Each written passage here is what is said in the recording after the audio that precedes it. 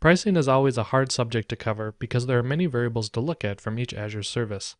I'll walk through a realistic pricing scenario that I hope will help you understand if using Azure CDN makes sense for your workload. The numbers I will use are accurate to help compare each scenario, but should not be used as a reference. You can study the pricing details of each Azure product on azure.com, which I really recommend you do before going live with production workloads. You can use the same calculation exercise I'll walk through to help estimate your costs. Pricing Azure workloads is worth its own course since there are so many different variables that can be tweaked to cause large changes in total cost for your bill. In this scenario though, the following assumptions are used to try to keep things simple. The Azure account prices I'm basing this off of are the lowest tier, locally redundant storage, or LRS.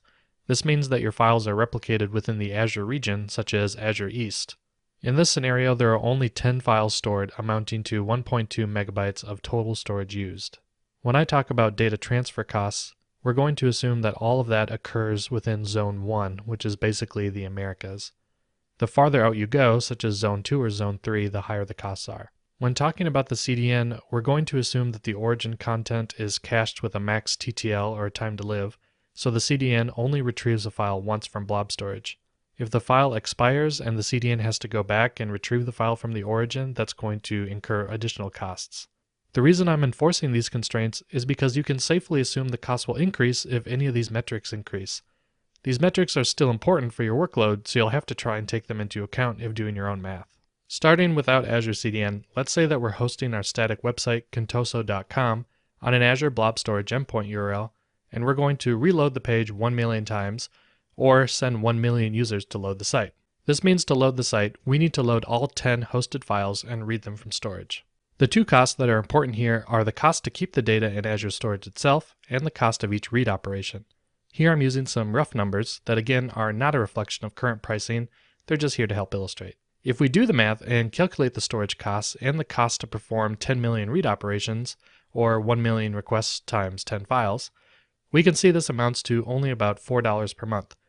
Remember though, from before, we don't get any advantages of Azure CDN here, so even though the bill is low, user experience might suffer from latency issues or performance issues.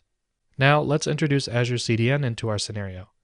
Instead of measuring in total requests, we now need to think more in terms of unique views or users visiting the site.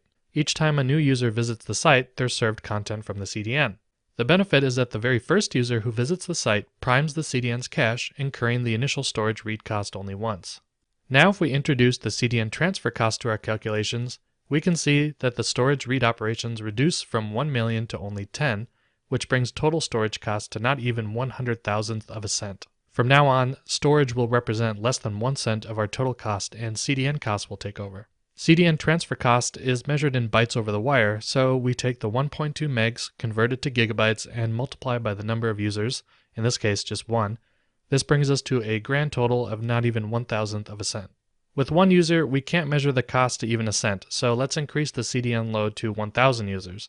Now we might pay around 10 cents to host the site for a month. With 50,000 users, we can see a pattern where cost is going up linearly, now amounting to about $5. This is the threshold where, in our scenario, we match the price to serve 1 million raw storage requests. Now let's bring us back to serving 1 million unique users. This brings the total to $108. This exercise should illustrate that storage costs will only be a fraction of what you'll be billed compared to CDN costs.